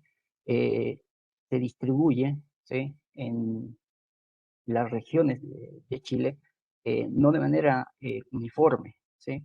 Y justamente se van a las regiones donde, por un lado, cercanía geográfica respecto al lugar de ingreso, generalmente es por el sector norte de Chile, que tiene fronteras con Perú y Bolivia, eh, y también y es por eso que mucha de esta población se concentra, por ejemplo, en regiones del norte de Chile, por ejemplo, Antofagasta, Tarapacá, recogen en el primer caso, eh, esto hablando solamente para datos de 2017, tomando el censo, eh, en el caso de Antofagasta, la región de Antofagasta, que por ejemplo, no sé, son como departamentos, estados, depende mucho eh, la denominación geográfica o la división político-geográfica que tenga cada país, ¿no es cierto? Eh, la denominación que ocupa. En Bolivia, por ejemplo, son departamentos, regiones, y ese es el símil que busco que realice. Entonces les comentaba que en las regiones norte, del sector norte de Chile, por ejemplo, se concentraba en la región de Tarapacá, cerca del 6%, la región de Antofagasta, el 8,4%, y Valparaíso, que está bastante más en el medio de este país tan largo que tiene, el 5,4%, ¿sí? Entonces existe un desplazamiento de esta población y de esta población extranjera. Y el 65% de esta población extranjera, de estas personas, se van a la región metropolitana, ¿sí? Estos dos últimos casos, ¿sí?, se deben fundamentalmente al dinamismo que existe en el mercado de trabajo. Entonces, eh, todas estas estadísticas ayudan a entender eh, las motivaciones que tienen las personas de la migración y la forma en la cual la realizan, ¿sí? Eh, en lo que respecta a las características de esta población, ¿sí?, migrante, estos son más jóvenes comparados con la población local, ¿sí? Por ejemplo, el 85,8% están comprendidas en el tramo de edad de entre 15 y 64 años, ¿sí?, que viene siendo la población económicamente activa, ¿de acuerdo? En cambio, en la población local, ¿sí?, en las chilenas, chilenas, ese mismo grupo solamente representa el 67%, 67,9%, ¿de acuerdo? Bueno, obviamente tiene la característica de ser menos envejecida, si solamente el 3,6% son personas por sobre los 65 años, en cambio Chile tiene una población relativamente más envejecida que la población inmigrante que llega, para ese mismo grupo poblacional, eh, la población local representa casi el 12%. Respecto al lugar de nacimiento, esto tomando datos del censo de 2017, bueno, Perú, Colombia y Venezuela representan prácticamente la mitad del origen de la población extranjera que llega a Chile, ¿sí? Ahora, cuando uno ve el año de llegada, ¿sí?, bueno, eh, la posición relativa que tienen los países, incluso algunos dejan de tener cierto impacto al momento de llegar, ¿sí?, y ingresan a otros nuevos países, ¿sí? Por ejemplo, para 1990, sí, el 33% de la población extranjera, ¿sí?, venían de Argentina, ¿sí? Los que llegaron entre el 2000 y 2009, la mitad venían de Perú, ¿sí? Y bueno, para el periodo de las personas que llegan entre 2010 y 2017, eh, son principalmente las personas que llegan de Colombia, Venezuela, y la República de Haití. Bien, en lo que se refiere a la segunda parte, ¿sí? Bueno, la parte más em, teórica, por decirlo así, ¿sí? Eh, En su momento, cuando se hizo todo el trabajo, se hizo toda esta revisión, como les digo, en el documento ustedes van a poder encontrar todo el detalle, todas las referencias. Pero hay cosas bien importantes que tenemos que tener en mente, a lo menos para esta presentación. Sí, que nosotros estamos hablando, por ejemplo, estamos hablando dentro de un contexto de lo que es la teoría del muestreo. ¿Sí? Bueno, ahí Yves Tillet tiene una definición que básicamente dice que corresponde a un conjunto de métodos que permiten el estudio de una población a partir del estudio de solo una parte de esta población. Es decir, a partir de una muestra, nosotros buscamos representar, ¿sí? Variables de interés de la población. ¿Sí? Ahora, esta muestra tiene que tener una serie de características. No basta con que sea aleatoria, tiene que ser probabilística. Ahora, ¿para qué? Es para que la inferencia, ¿sí? La inferencia sea válida, ¿sí? La inferencia en poblaciones finitas. Tomando la definición de Andrés Gutiérrez, ¿sí? Realizar inferencias válidas sobre parámetros de interés en poblaciones finitas. ¿Sí? Un requisito es que el diseño de muestreo, ¿sí? Juega un papel muy importante porque las propiedades estadísticas, la media, la varianza, ¿sí? De estas cantidades aleatorias que uno busca representar, están basadas el cálculo, ¿sí? en una muestra, ¿sí? Y vienen determinadas por la muestra que se selecciona, ¿sí? Muestra que es aleatoria, ¿sí? Entonces, es de ahí de donde viene la aleatoriedad, ¿sí? Distinto a lo que es la inferencia clásica, donde las características, por ejemplo, de las personas podrían ser valores aleatorios. En la teoría de la inferencia en poblaciones finitas, se considera que esos valores son parámetros, ¿sí? El sexo de una persona no es aleatorio, no es que cambie de un de otro, ¿no? ¿Sí? Cambia, ¿sí? Lo que entrega aleatoriedad a esto es la muestra, ¿sí? Bien, ahora, hay una gran distancia entre lo que es, a ver, yo no quiero que se malentienda, ¿sí? Una cosa es lo que se escribe en los textos, ¿sí? A veces con mucha simplificación de lo que ocurre en el mundo real, ¿sí? Y otra es la que enfrentan cada una de las oficinas, ¿sí? Al momento de implementar estas encuestas a gran escala, ¿sí? Entonces uno se encuentra con muchísimos problemas, ¿sí? Por ejemplo, la imperfección de los números totales, ¿sí? El problema de la no respuesta, todos estos eventos que son indeseables, ¿sí? Y que lamentablemente son inevitables, ¿sí? Generan una serie de problemas al momento de realizar la estimación de inferencia y básicamente introducen sesgo a nuestros resultados, ¿sí? Y el sesgo es una propiedad, así como lo el artículo medio, es una propiedad del estimador, ¿sí? No es una propiedad de la muestra, es una propiedad del estimador. Entonces, si uno quiere reducir eso, tiene que atacarlo por ese lado. ¿Sí? Ir adecuadamente el estimador, ¿no? Un estimador que permita minimizar el sesgo, un estimador que permita entregar resultados precisos. ¿Bien? Entonces, como ocurre una serie de eventos que son indeseables, errores no muestrales, ¿sí? Errores que no se pueden, que no corresponden o que no vienen del diseño muestral, y es por eso que se llaman errores no muestrales. Le sucede una serie de ajustes, ¿sí? Sobre los pesos básicos, ¿sí? Son básicamente el inverso de la probabilidad con la cual se seleccionan unidades estadísticas.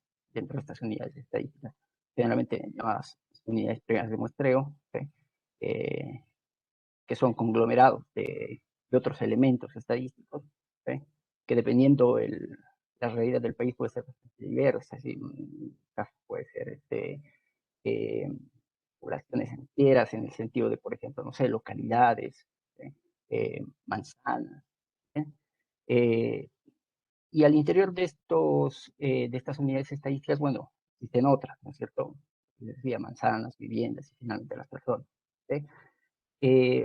Pues bien, sobre estos pesos de muestreo se realizan una serie de ajustes, ¿sí? Por de pronto están los ajustes por identidad desconocida, por descarte de unidades no elegibles, por falta de respuesta, finalmente la calibración de los pesos. Ahora, en cada uno de estos ajustes existen distintos modos de poder afrontarlos, ¿sí? Tal vez el paper de Valiant es el del 2004, es probablemente uno de los mejores papers que recoge no solamente la parte matemática, ¿sí? Sino que los efectos que en sí conlleva cada uno de estos ajustes, ¿sí?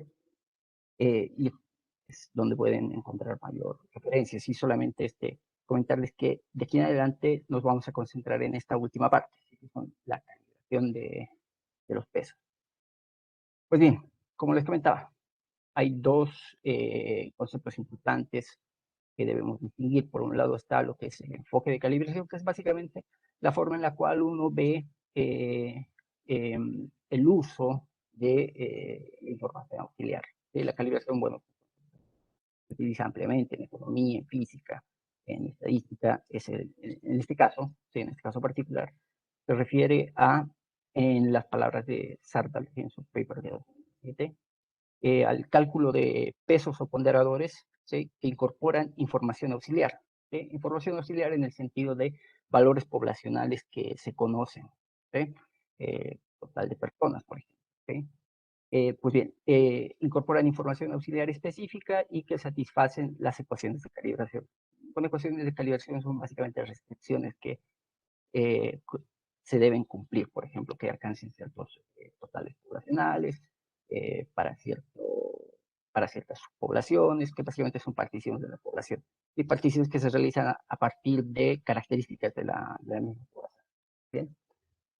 Gutiérrez en su libro de 2006 señala que el enfoque de calibración se puede ver como bueno, una forma en la cual provee una forma sistemática para la incorporación de la información auxiliar en la etapa de estimación.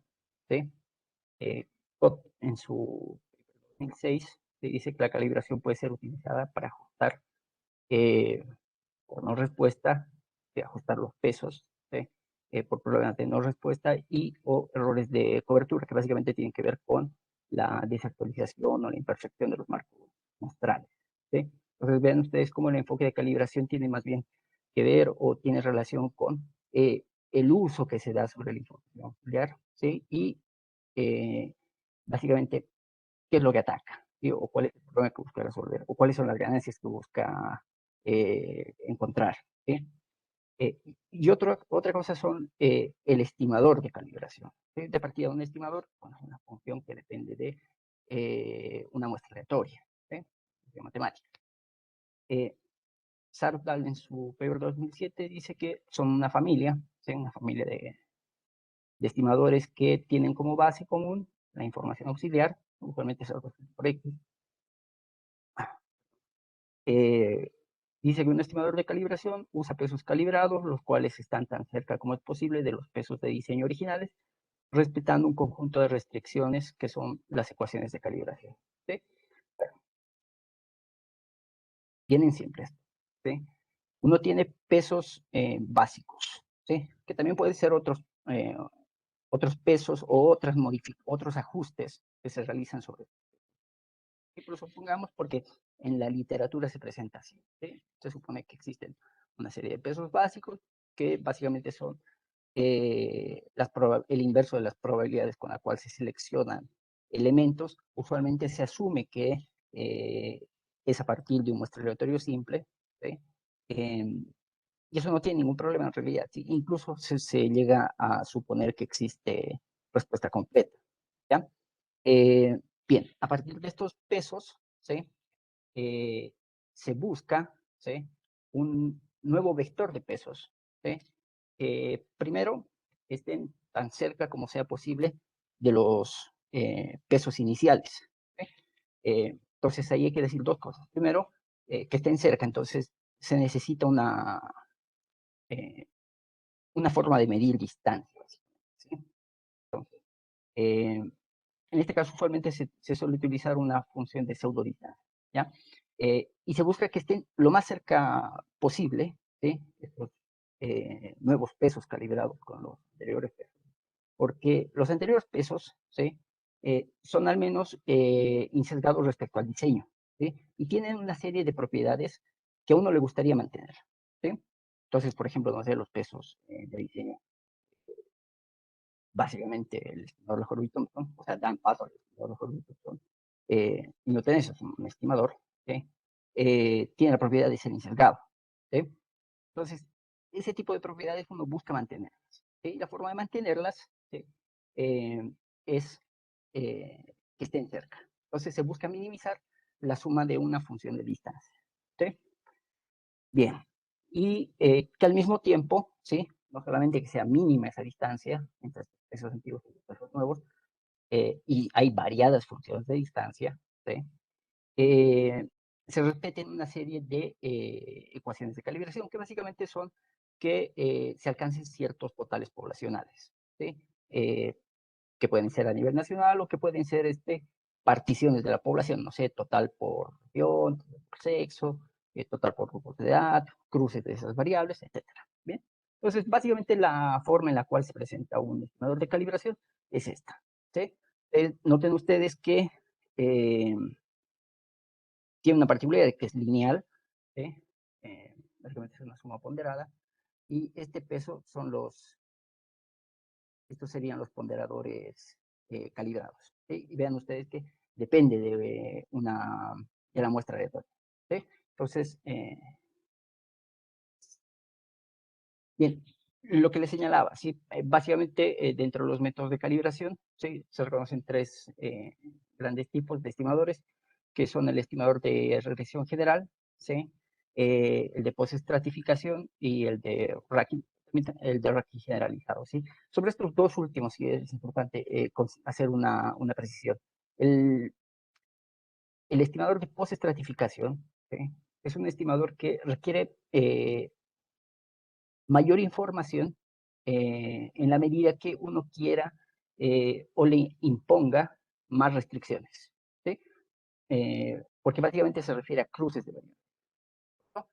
En cambio, el estimador de racking o racking generalizado no requiere conocer los totales del cruce de variables de todas las particiones que se definen dentro de estas ecuaciones de calibración, sino que simplemente necesita conocer las marginales, por ejemplo, en una tabla de contingencia. Si pensamos en una tabla de contingencia de 2x2, en un estimador de postestratificación, uno necesita conocer los totales poblacionales, ¿sí?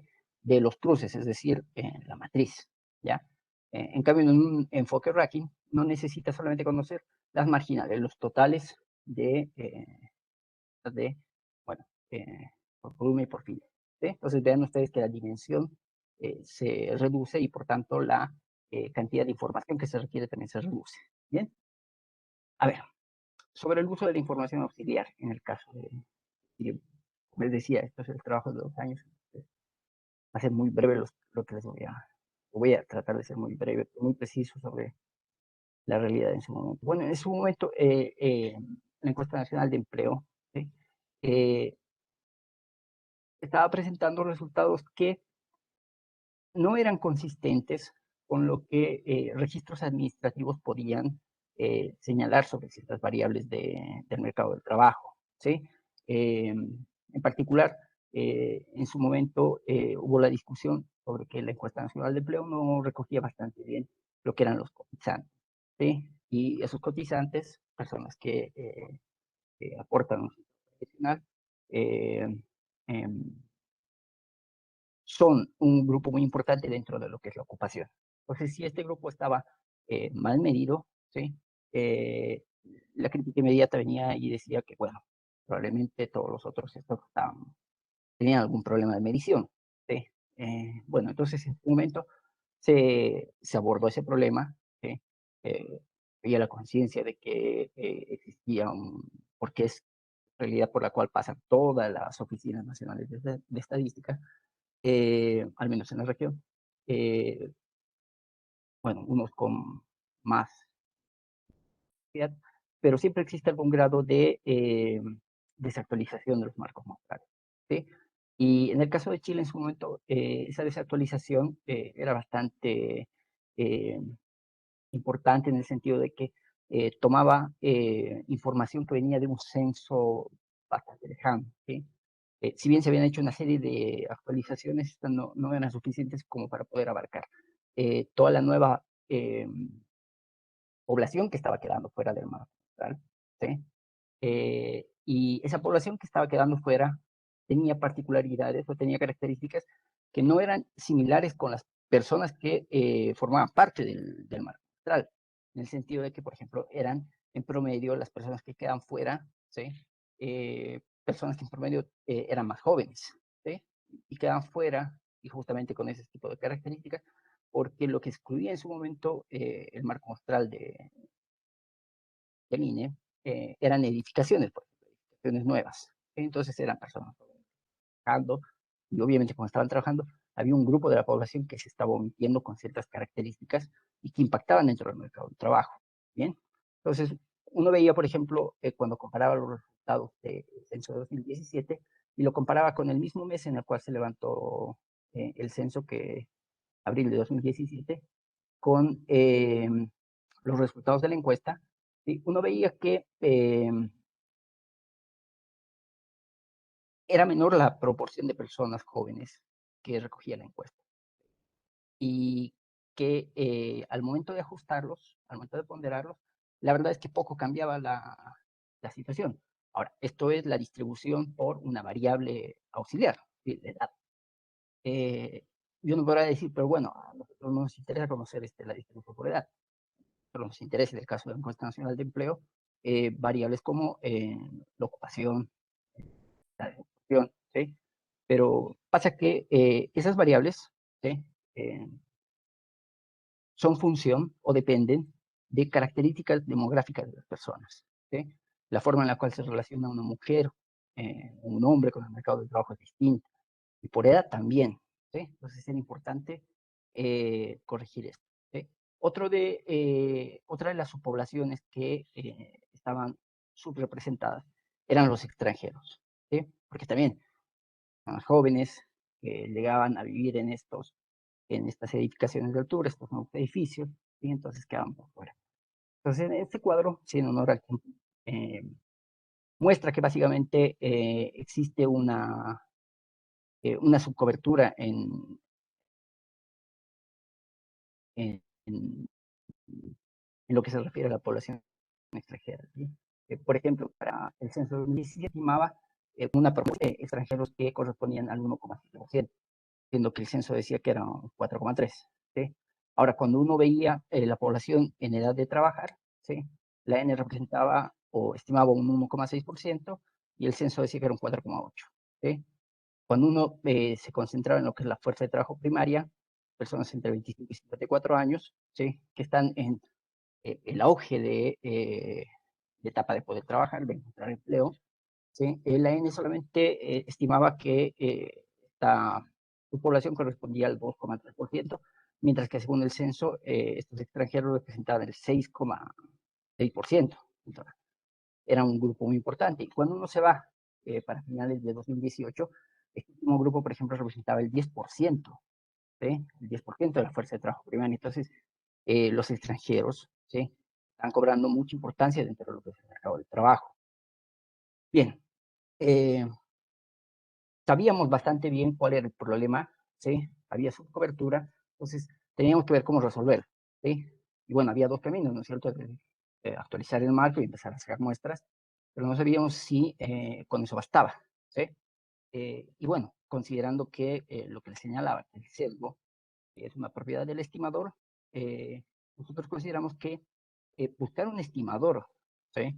Que justamente tenga la propiedad de minimizar estos sesgos, era el camino, ¿sí? No solamente no solamente actualizar el marco y tratar de mantenerlo actualizado, sino que también utilizar apropiadamente un estimador, ¿sí? Que tenga esas características, la de minimizar el sesgo, entregar resultados precisos, es decir, menor varianza, y además, bueno, estos requieren información auxiliar, entonces necesitamos saber qué tipo de información auxiliar incorporar.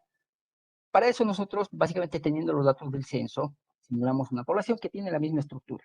Entonces, a esta población simulada, que es básicamente el censo, los vestimos con las características de sexo, edad, y estos estados, estar ocupado, desocupado, ¿de acuerdo? Entonces, lo que nosotros hicimos es, simulamos esta desactualización del marco, ¿sí? Aleatoriamente habíamos eliminado a parte de la población con las características de estar en el grupo de edad de entre 25 y 54 años, ser extranjeros, ¿sí? De manera aleatoria, niños, ¿sí? No sabíamos si eran mujeres o hombres, no sabíamos cuál era el estado, pues eliminamos. Pero antes de eliminarlos, nosotros calculamos los parámetros, es decir, los valores de esa población, que básicamente están representados por esta línea. Entonces, cuando uno estimaba varias mil muestras que se seleccionan de manera independiente y los pondera solamente con los pesos básicos, uno encontraba evidentemente que existía sesgo. Y todas las estimaciones venían bajo del parámetro, en este caso es los ocupados. Y esto era básicamente lo que uno veía en los resultados, esta era la crítica que uno tenía, ¿sí? Entonces, nosotros vimos que, bueno, a ver, incorporemos la información y le incorporamos información en la misma forma en la cual se incorporaba en su momento en encuesta, es decir, solamente totales poblacionales por sexo y menores y mayores, ¿sí? Mayores son las personas que tienen 15 años o más, es decir, las personas que están en edad de trabajar, pero no había no había mayor desagregación ahí. Entonces, si bien los sesgos se reducían, todavía no se hacía mínimo, no desaparecían, aún había un sesgo bastante importante, ¿sí? Para esas 1000 simulaciones. Sobre cada una de esas 1000 simulaciones se hacen esto. Entonces, incorporamos mayor información sobre edad, ¿sí? Y si bien existen algunos casos donde, por ejemplo, la aleatoriedad llevó a que estuvieran cerca del verdadero parámetro poblacional para esta variable, la verdad es que la mayoría de los casos aún presentan un sesgo, ¿sí?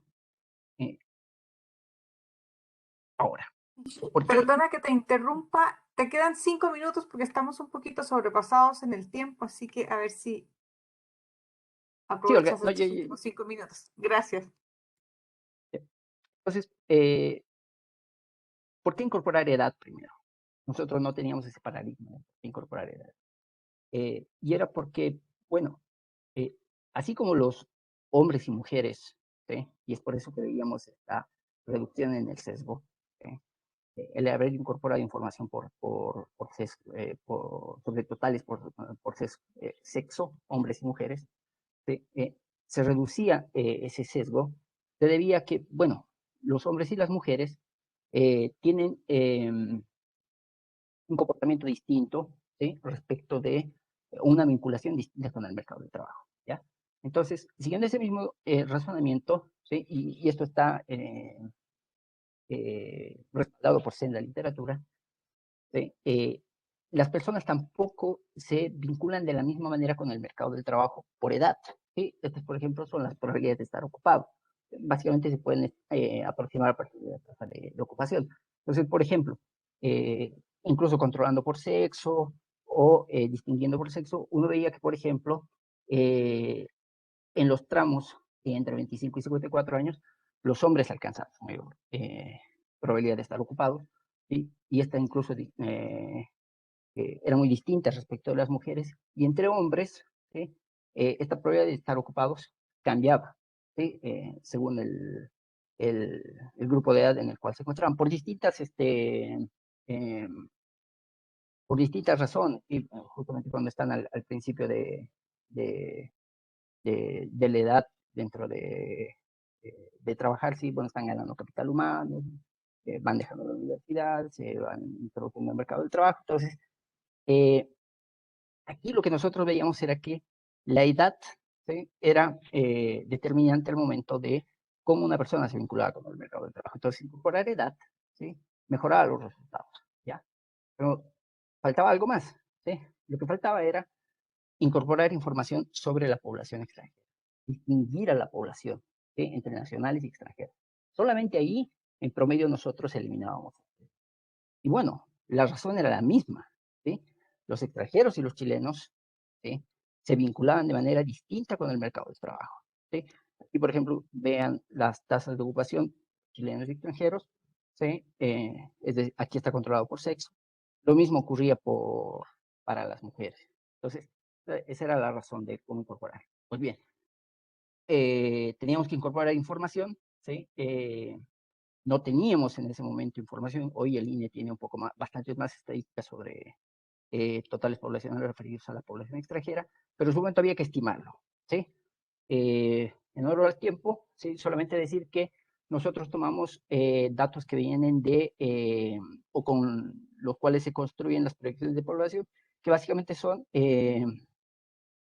tienen fuente el censo de 2017, ¿sí? Y dentro de estas proyecciones de población existe lo que es el saldo migratorio.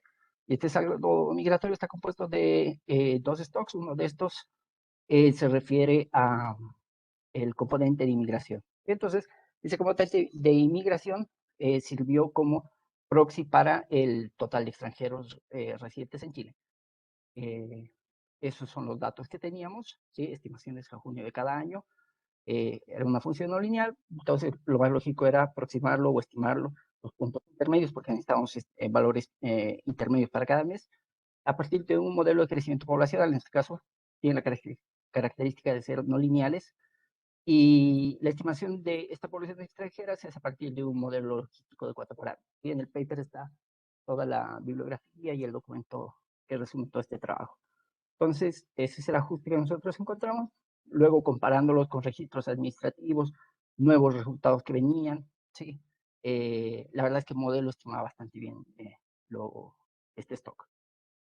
Pues bien, al incorporarlo, ¿sí?, nosotros encontrábamos dos cosas. Lo primero, que al incorporar toda esta información, el stock de ocupados en este caso aumentaba, y luego cuando uno lo comparaba con estos registros administrativos, la verdad es que andaba bastante bien, ¿sí? Por otro lado, la precisión de las estimaciones también mejoraba, ¿sí? Aquí, por ejemplo, tienen el error estándar. Vean ustedes que con este estimador de calibración son menores, ¿sí? Bien, finalmente las recomendaciones, ¿sí?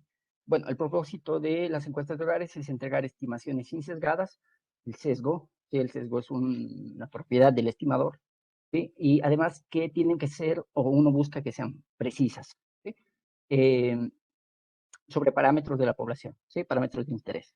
Pues bien, cuando hablamos de insesgamiento, ¿sí?, eso es una propiedad del estimador. Entonces tenemos que buscar estimadores que nos permitan minimizar el sesgo, ¿sí? Y estos son los estimadores de calibración en esa propiedad, ¿sí? Si esta información, ¿sí?, de totales por sexo, edad, ¿sí?, están correlacionadas con el fenómeno de interés, ¿sí? Noten ustedes, cuando nosotros incorporamos totales por edad, totales por sexo, y veíamos que estos tenían una relación con el fenómeno de interés que nosotros buscamos medir, ¿sí?, la precisión con la cual se estimaba mejoraba, ¿sí? Entonces, uno necesita elegir estimadores de calibración o estimadores que busquen mejorar, busquen reducir el sesgo, pero además tengan la propiedad de eh, entregar resultados más precisos. Bien, bueno, sobre ese estimador se calcula la varianza. Eh, y esto tiene que ver con la selección de las variables auxiliares, ¿sí? Estas tienen que estar estrechamente relacionadas con la variable de interés, ¿sí? Y esto es un desafío para todas las encuestas de hogares, porque las encuestas de hogares, estas a gran escala, no solamente buscan estimar una variable de interés, son encuestas multipropósito. Entonces, uno tiene que encontrar un set de variables que pueda satisfacer todas esas necesidades. La experiencia nuestra, básicamente nosotros vimos que el sexo, los grupos de edad y la condición de nacionalidad, y además restricciones sobre totales regionales, eran bastante importantes. Y en síntesis, los fenómenos sociales de interés, pobreza, empleo, criminalidad, etcétera, está documentado, ¿sí? Guardan un estrecho vínculo con las características auxiliares de las personas, ¿sí?, características sociodemográficas, ¿sí? Por lo que estas características, en la forma de totales poblacionales, deben ser incorporados al momento de diseñar el diseño de muestreo, sé que es una etapa previa a la selección de la muestra, y en la selección de los estimadores, ¿sí? Que bueno, ya es una etapa posterior. Eso. Gracias por la presencia. Muchas gracias, Miguel, por la presentación, y muchas gracias a Adriana y a Andrés también por habernos hecho un breve resumen de los resultados de este grupo de trabajo. Estamos un poquito por sobre el tiempo, pero si hubiese alguna consulta o algún comentario que alguno de los participantes quisiera hacer, creo que podríamos tomar un par de minutitos más para hacerlo. Si alguno desea, deben de levantar su mano virtual nada más, y el equipo de CEPAL nos ayudará a darles la palabra. Tenemos una pregunta en el chat de... Segundito. Alejandro, que es la persona que ha estado ayudando como consultor en este trabajo, dice: se han establecido las relaciones entre la evolución de las migraciones y las políticas migratorias vigentes en cada etapa. Esta pregunta supongo que va para Miguel. Alejandro, si quieres podemos abrirte el micrófono. A ver si John nos ayuda a abrirle el micrófono a Alejandro.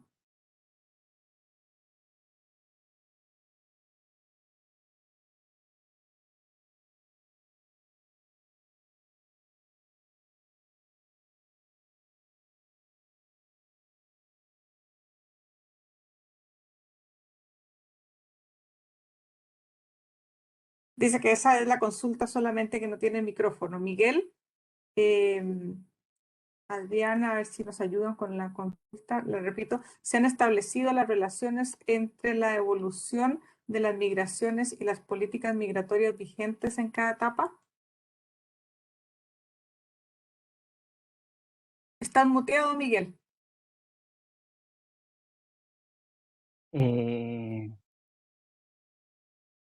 La verdad es que no, no lo sé.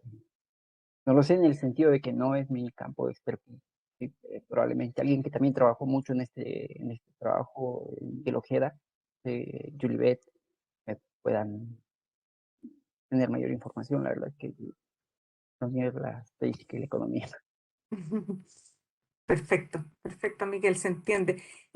Bueno, dada la hora, vamos a dejar hasta aquí esta actividad del día de hoy, no sin antes agradecer a Adriana, a Andrés y a Miguel, y por supuesto al equipo de CELADE y de la División de Estadística que acompañó a este grupo de trabajo durante estos 2 años. Así que los dejamos desde ya invitados a seguirnos acompañando durante el próximo bienio. Para lo que resta del año nos queda una última actividad en el marco del RTC, que va a ser la próxima semana en el marco del trabajo que se ha venido haciendo en el grupo de desastres. Así que prontamente les va a llegar la invitación. Y esa va a ser la última actividad del año. Posteriormente vamos a tomar 2 meses de receso, y en marzo los esperamos nuevamente para continuar con estas actividades de transferencia de conocimiento e intercambio de prácticas entre países. Así que les agradecemos mucho a todos su participación y que tengan una muy buena tarde. Gracias. Muy bien, hasta luego. Hasta luego.